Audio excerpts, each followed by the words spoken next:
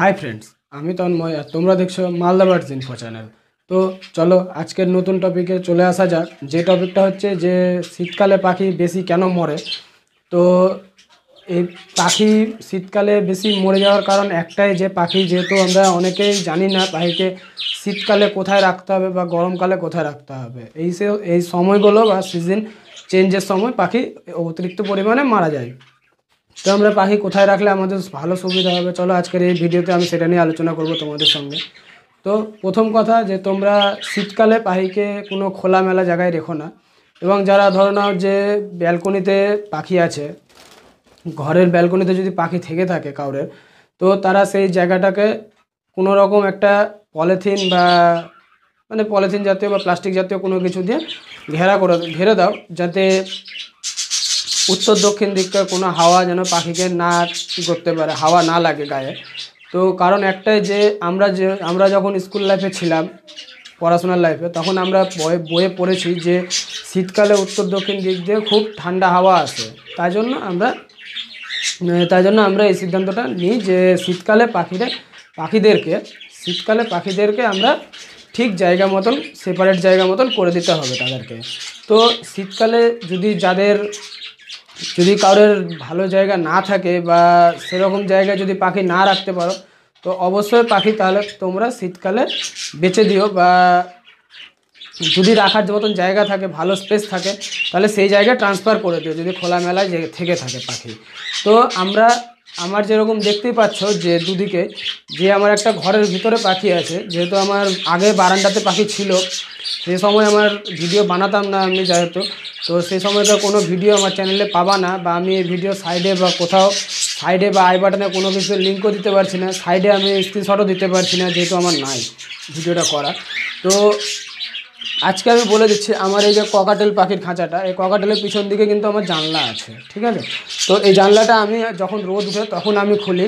তো এই বাইরের দিককার ব্যাক সাইডের ছবিটা আমি আমার ডিসপ্লেতে এই দু সাইডের ভিতরে যে কোনো এক সাইডে আমি দিয়ে দেবো, ঠিক আছে।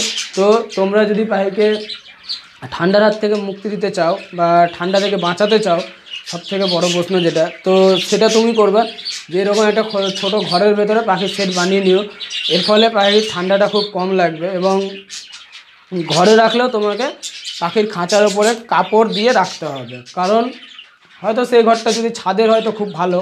আমার এই ঘরটা যেরকম উপরে টিন আছে, পাখির ঘরটাতে টিন দেওয়া আছে, তাই কারণে আমার এখানে কাপড় দেওয়া আছে প্রতিটা কেজের উপরে। আমি রাত্রেবেলা যখন আমার পাখির খাবার টাবার বের করে দিই, হ্যাঁ, তখন আমি কাপড়গুলো ফেলে দিই, যে যদি ঘরে যে ঠান্ডাটা নামে, টিনের ঘরে যে ঠান্ডাটা শোক করে, সেই ঠান্ডাটা যেন ডিরেক্টলি পাখিকে না লাগে, বা ইনডাইরেক্টভাবে কোনো দিন যেন পাখিকে না লাগে এই হাওয়াটা, ঠান্ডা ওয়েদারটাতে।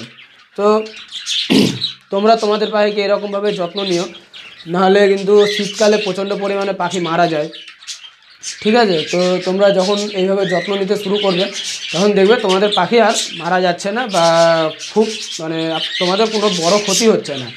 তো তোমরা পাখিকে গরম করার জন্য কি করবে? টিনের ঘরে তো রাখলে বেশ ভালো কথা, হাওয়ার ওয়েদার থেকে বাঁচিয়ে নিলে, ঠান্ডা হাওয়ার প্রকোপ থেকে বাঁচিয়ে নিলে।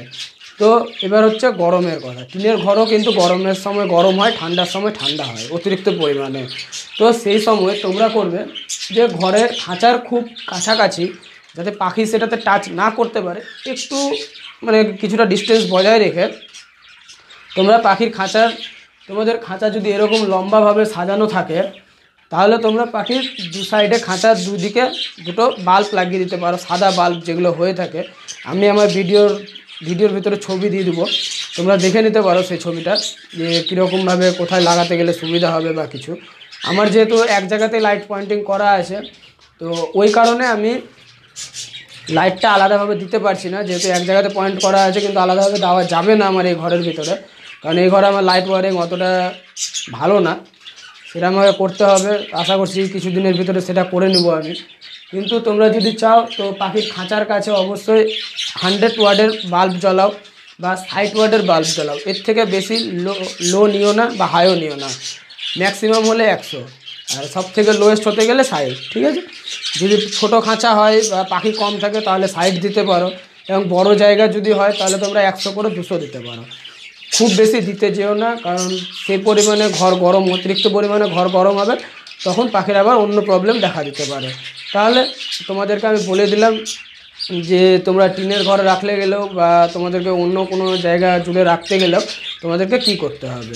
তো চলো আজকের ভিডিও এতটাই, নেক্সট টাইম দেখা হবে অন্য কোনো ভিডিও নিয়ে, অন্য কোনো টপিক নিয়ে। আশা করছি ততক্ষণ তোমরা সুস্থ থেকো আর তোমাদের ভালোবাসার পাখিগুলোকেও সুস্থ রেখো, আর এইভাবে আমাদেরকে সাপোর্ট করে যাও যেন আমরা আরও নেক্সট টাইম যেন আরও নতুন নতুন ভিডিও নিয়ে আসতে পারি। তো আমি যেরকমভাবে আজকে বলে দিলাম পাখিকে সুরক্ষা করার কথা, শীতকালে কীভাবে সুরক্ষা করবে সেইভাবেই তোমরা পাখিকে সুরক্ষা করে যাও। নেক্সট টাইম দেখা হবে নতুন কোনো ভিডিও নিয়ে, নতুন কোনো বিষয় নিয়ে।